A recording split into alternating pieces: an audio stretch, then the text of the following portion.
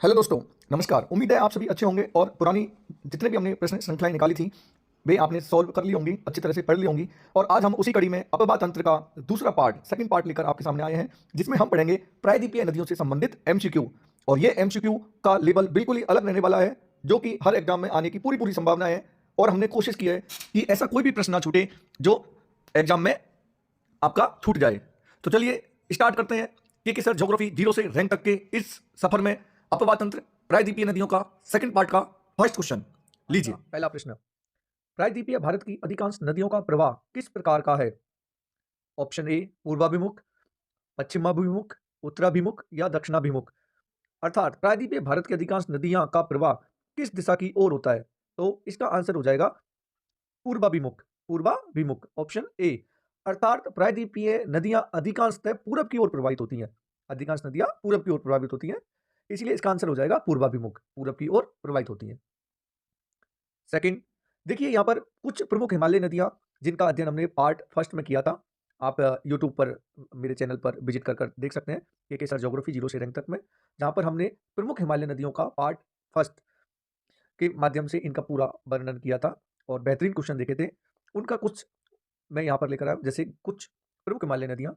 गंगा, इसका उद्गम गंगोत्री हिमनद से होता है। इस गंगा नदी को हम भागीरथी नदी के नाम से भी जाना जाता है और उद्गम कौन से राज्य से होता है? उत्तराखंड से। यमुना, यमुनोत्री ग्लेशियर से होता है और इसका उद्गम भी उत्तराखंड से होता है। ब्रह्मपुत्र नदी का उद्गम तिब्बत से होता है और चीमा युंगडुंग ग्लेशियर से होता है। और सिंधु नदी का उद्गम मानसरोवर झील के पास तिब्बत से होता है और तिब्बत में जहाँ से इसका उद्घाटन होता है उसे कहते हैं बोखरचू ग्लेशियर। बोखरचू ग्लेशियर। तो गंगा गंगोत्री, यमुना यमुनोत्री, ब्रह्मपुत्र चीमा युंगडुंग ग्लेशियर और सिंधु नदी का उद्गम बोखरचू ग्लेशियर से होता है। ये सभी नदियां हिमालय से निकलती हैं और साल भर जलयुक्त होती है, इसीलिए इन नदियों को हमने कहा था बारहमासी नदी। बारहमासी नदी, बारहमासी नदी, क्योंकि ये साल भर बहती है, क्योंकि इन्हें साल भर जल कहां से प्राप्त होता है? हिमनद से। इसीलिए इन नदियों को, हिमालयी नदियों को क्या कहा? बारहमासी नदी कहा। नेक्स्ट, नर्मदा और ताप्ती नदियां किस प्रकार की घाटी से होकर बहती हैं? ऑप्शन ए बी आकार की घाटी, भ्रंश आकार की घाटी, जलोढ़ घाटी या हिमनद घाटी। तो इसका आंसर हो जाएगा भ्रंश घाटी। तो option B is the correct.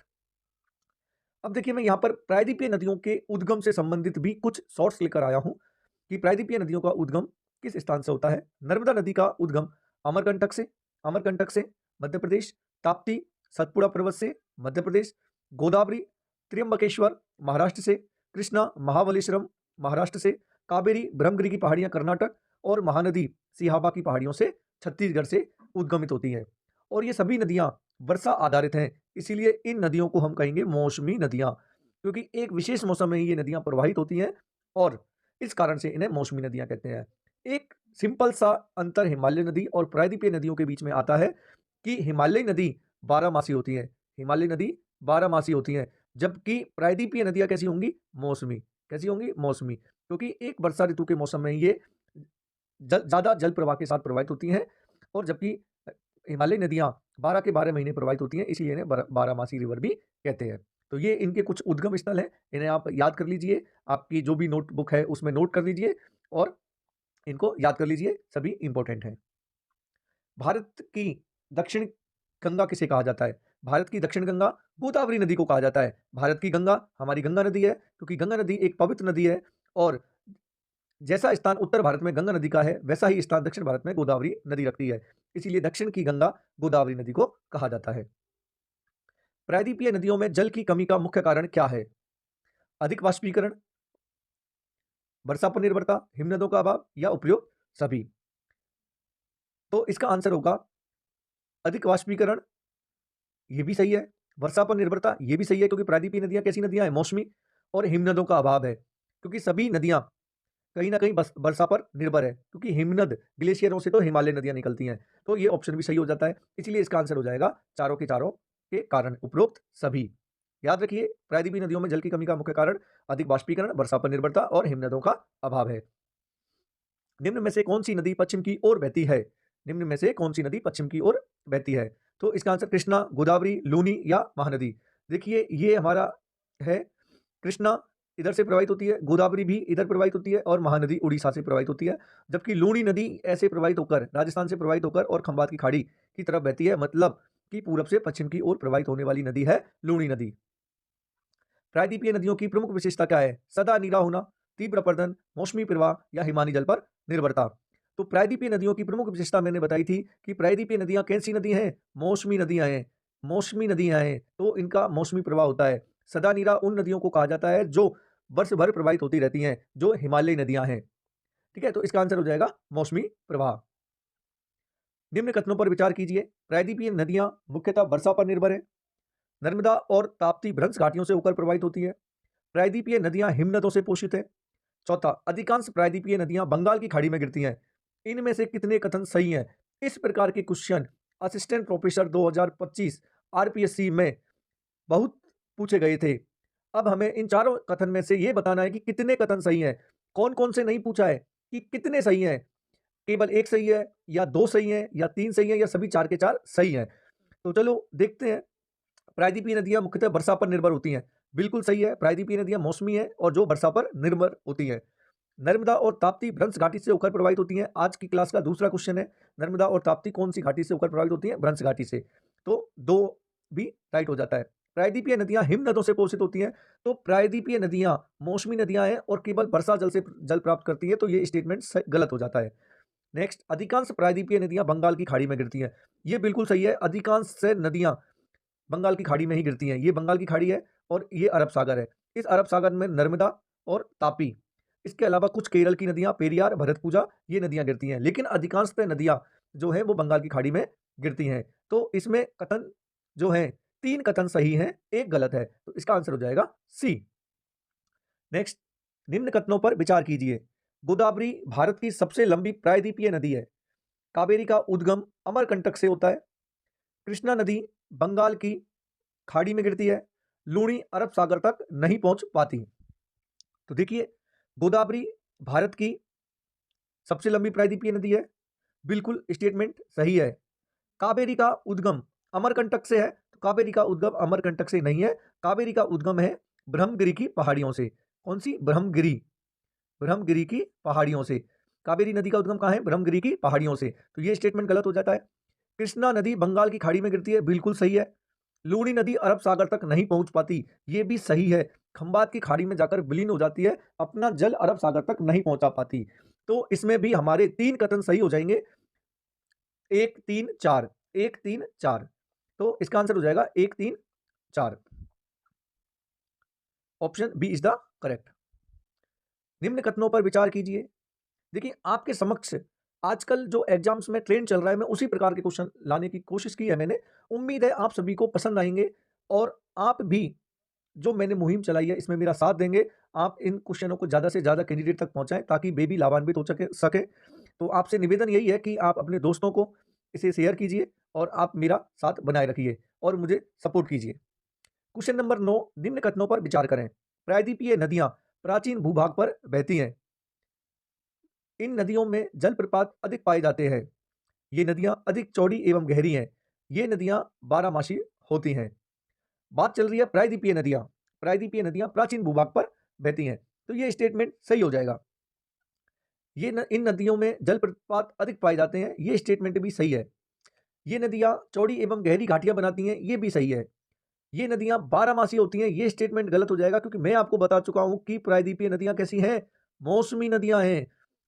और बारहमासी नदी कौन सी होती हैं? हिमालयी नदियां होती हैं। हिमालय के अंतर्गत जितनी भी नदियां प्रवाहित होती हैं वे सब बारहमासी हैं। तो बारहमासी रिवर में कौन सी आएंगी? जो हिमालय में प्रवाहित होती हैं। जबकि प्रायद्वीपीय नदियां तो मौसमी नदियां हैं। तो स्टेटमेंट 4 रॉन्ग हो जाएगा। तो हमारे यहाँ पर कितने कथन सही हुए? तीन। तीन, एक दो तीन, चौथा स्टेटमेंट गलत है, तो इसलिए इसका आंसर हो जाएगा 3। निम्न कथनों पर विचार कीजिए। प्रायद्वीपीय नदियां कठोर चट्टान के क्षेत्र से बहती हैं। इन नदियों में मार्ग परिवर्तन बहुत कम होता है। महानदी भारत की सबसे बड़ी डेल्टा बनाने वाली नदी है। पश्चिम की ओर बहने वाली नदियां मुहाना एस्चुरी बनाती हैं। तो देखिए, यहाँ पर मैं आपको बता दूं कि विश्व का सबसे बड़ा डेल्टा गंगा ब्रह्मपुत्र का डेल्टा होता है और यहाँ पर दे रखा है महानदी भारत की सबसे बड़ी डेल्टा बनाने वाली नदी है। तो इस 3 नंबर का स्टेटमेंट गलत हो जाता है। और 3 देखिए, बी में आ रहा है, सी में भी आ रहा है और डी में भी ऑटोमेटिकली आ रहा है। और इसका आंसर हो जाएगा 1 2 4। Option A is the correct. अब हमें कई बार ये बहुत हद तक बहुत आसान क्वेश्चन माने जाते हैं। अगर आपने एक गलत को भी एलिमिनेट कर दिया तो आंसर सही होने की प्रबल संभावना हो जाती है, आंसर सही ही होगा। क्योंकि देखिए यहाँ पर हमने जैसे ही स्टेटमेंट 3 को एलिमिनेट किया तो ऑटोमेटिकली हमारे बी सी डी ऑप्शन से बाहर हो जाते हैं, तो हमारे पास ऑप्शन बचता है ए। 1 2 4 statement is the correct, A option is the correct. Question number 11, Chambal नदी का उद्गम कहां से होता है? चंबल नदी का उद्गम जनापाव की पहाड़ियां एमपी से होता है। नर्मदा नदी किस दिशा में बहती है और कहां गिरती है? नर्मदा नदी किस दिशा में बहती है और कहां गिरती है? तो नर्मदा नदी पश्चिम से पूरब की ओर,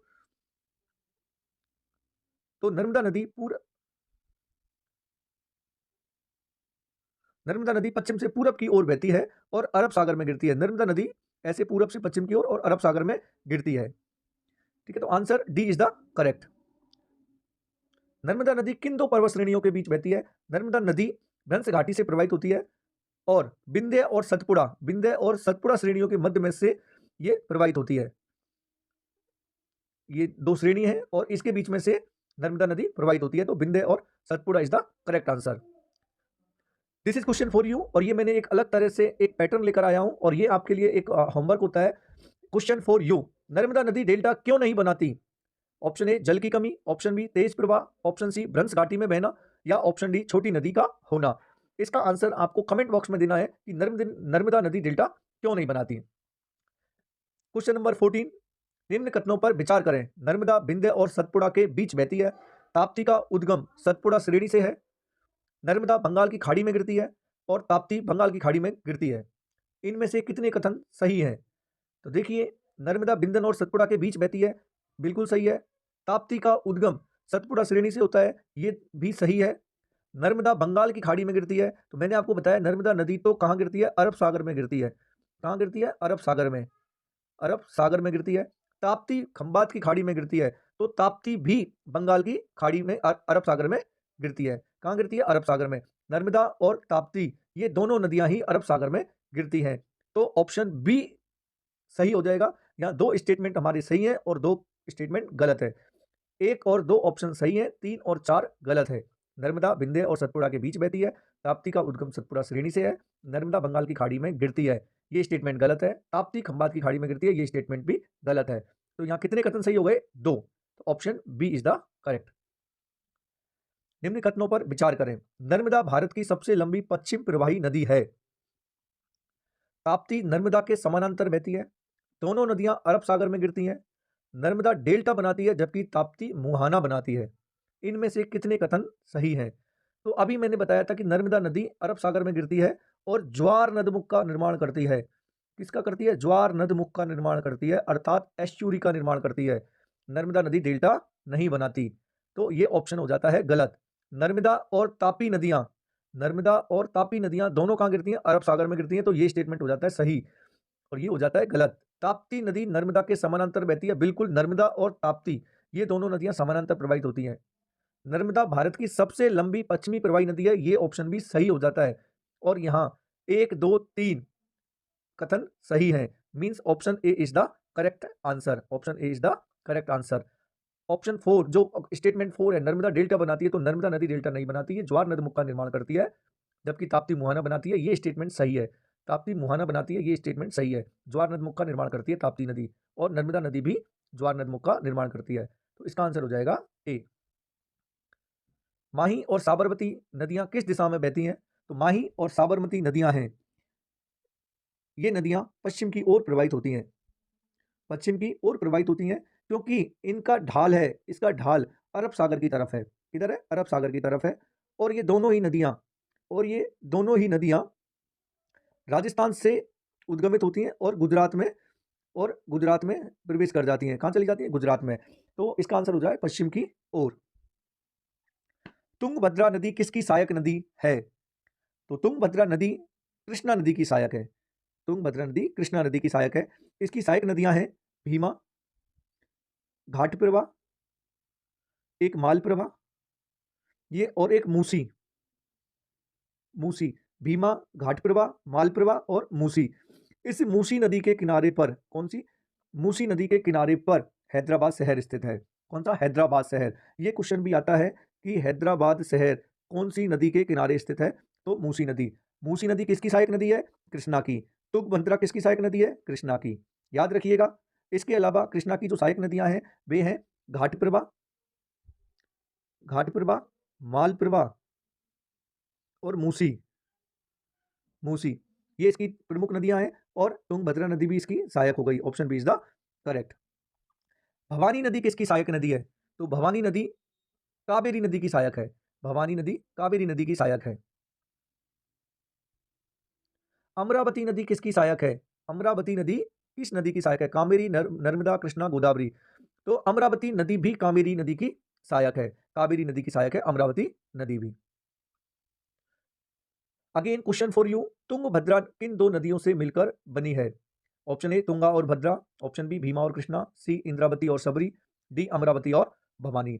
आपको इस क्वेश्चन का भी आंसर कमेंट बॉक्स में बताना है। देखिए एक नई पहल है आपके लिए कि आपने कितने ध्यान से क्वेश्चंस को सॉल्व किया, कितनी ईमानदारी से क्वेश्चंस को पढ़ा।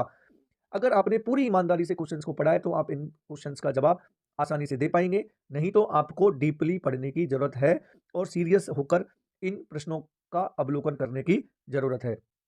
तो उम्मीद है कि आप सभी इसका आंसर दे पाएंगे। कौन कथन सही है? कौन सी कथन सही है? टाइपिंग एरर है। कौन सी कथन सही है? चंबल नदी अरावली पर्वत से निकलती है। बनास नदी चंबल की सहायक नदी है। लूणी नदी अंतःस्थलीय अपवाह तंत्र की उदाहरण है। माही नदी बंगाल की खाड़ी में गिरती है। तो देखिए चंबल नदी अरावली पर्वत से निकलती है नहीं, तो ये गलत हो जाएगा। तो ऑप्शन ए और ऑप्शन डी ये एलिमिनेट हो जाते हैं। अब हमारे पास बचते हैं 2 3 2 3 4। अब केवल हमें 4 ऑप्शन को देखना है और स्टेटमेंट 4 को देखना है कि क्या ये सही है। माही नदी बंगाल की खाड़ी में गिरती है। माही नदी बंगाल की खाड़ी में गिरती है, तो ये ऑप्शन गलत हो जाता है क्योंकि माही नदी कहाँ गिरती है? अरब सागर में। माही नदी कहाँ गिरती है? अरब सागर में गिरती है। तो 4 स्टेटमेंट भी गलत हो जाता है। तो हमारे सामने बचता है ऑप्शन बी। 2 और 3 सही हैं, तो option B is the correct. देखिए क्वेश्चन नंबर 22 यहां पर है सूची फर्स्ट और सूची सेकंड। सही मिलान करना है। गोदावरी नदी का उद्गम कहां से होता है? कृष्णा का कहां से होता है? कावेरी का कहां से होता है? और नर्मदा का कहां से होता है? तो गोदावरी नदी का उद्गम होता है त्र्यंबकेश्वर से। कृष्णा नदी का उद्गम होता है महाबलेश्वरम से। कावेरी नदी का उद्गम होता है ब्रह्मगिरी की पहाड़ियों से। और नर्मदा का उद्गम होता है अमरकंटक से। तो गोदावरी फर्स्ट का बी, फर्स्ट का बी, फर्स्ट का बी, या तो ऑप्शन ए या ऑप्शन सी। कृष्णा का उद्गम महाबलेश्वरम, 2 का C, 2 C. Option A is the correct. Option A is the correct. B C A D, B C A D. तो ध्यान रखिए गोदावरी कहां से निकलती है? त्र्यंबकेश्वर की पहाड़ियां नासिक से महाराष्ट्र। कृष्णा महाबलेश्वरम महाराष्ट्र। कावेरी ब्रह्मगिरी की पहाड़ियां। और नर्मदा अमरकंटक पहाड़ियों से। क्वेश्चन नंबर 23, ये क्वेश्चन भी नदियों के उद्गम से संबंधित है और इन दो क्वेश्चनों में प्रायद्वीपीय नदियों से अधिकांश नदियों का उद्गमित स्थान मैंने यहाँ बतला दिया गया है। आप इन्हें नोटबुक में नोट कर लें और याद कर लें कि कौन सी नदी का उद्गम कहाँ से हो रहा है। ठीक है। महानदी का उद्गम, महानदी का उद्गम होता है सिहाबा की पहाड़ियों से। सिहाबा की पहाड़ियां कहाँ पड़ती हैं? एमपी में, एमपी में। ताप्ती का उद्गम होता है सतपुड़ा श्रेणी से। ताप्ती कहाँ से निकलती है? सतपुड़ा से। साबरमती का उद्गम होता है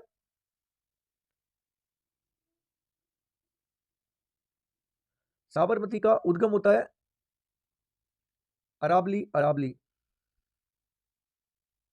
महानदी का सियाबा। ताप्ती का होगा महानदी सियाबा, ताप्ती अमरकंटक। साबरमती का अरावली, सॉरी, महानदी का होगा सियाबा की पहाड़ियां, सियाबा की पहाड़ियां इधर सी। लूणी अरावली, ताप्ती अमरकंटक। और साबरमती नदी जो है ये भी अरावली पर्वत से निकलती है। उदयपुर में इसका उद्गम होता है। यहाँ पर ऑप्शन ये जो multiple choice A B C D है, यहाँ क्वेश्चन में एरर है, इसीलिए इस क्वेश्चन को आप छोड़ दीजिए। तभी मैं कंफ्यूज हो गया इस क्वेश्चन में, क्योंकि लूणी और साबरमती दोनों का उद्गम अरावली पहाड़ियों से होता है।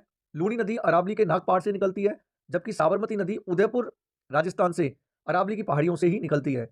तो ये हमारा ऑप्शन जो है इसके क्वेश्चन के अकॉर्डिंग सही नहीं है, इसलिए ये क्वेश्चन हमारा ठीक नहीं होगा। महानदी का उद्गम सिहाबा की पहाड़ियों से होता है। ताप्ती नदी का उद्गम सतपुड़ा से होता है, लेकिन सिहाबा यहाँ गलत दिया हुआ है। तो इसको आप छोड़ सकते हो। क्वेश्चन नंबर 24, निम्न कथनों पर विचार करें। इंद्रावती गोदावरी की प्रमुख सहायक नदी है, तुंगभद्रा कृष्णा नदी की सहायक नदी है, भीमा नदी कावेरी की सहायक नदी है, अमरावती कावेरी की सहायक नदी है। इनमें से कितने कथन सही हैं? तो इंद्रावती गोदावरी की प्रमुख सहायक नदी है, ये सही है। तुंगभद्रा कृष्णा नदी की सहायक नदी है, ये भी सही है। भीमा नदी कावेरी की सहायक नदी है, मैंने आपको बताया था भीमा नदी किसकी सहायक है? कृष्णा की। भीमा नदी कृष्णा नदी की सहायक है, तो ये स्टेटमेंट 3 गलत हो जाता है। अमरावती कावेरी की सहायक नदी है, ये सही है, ये सही है।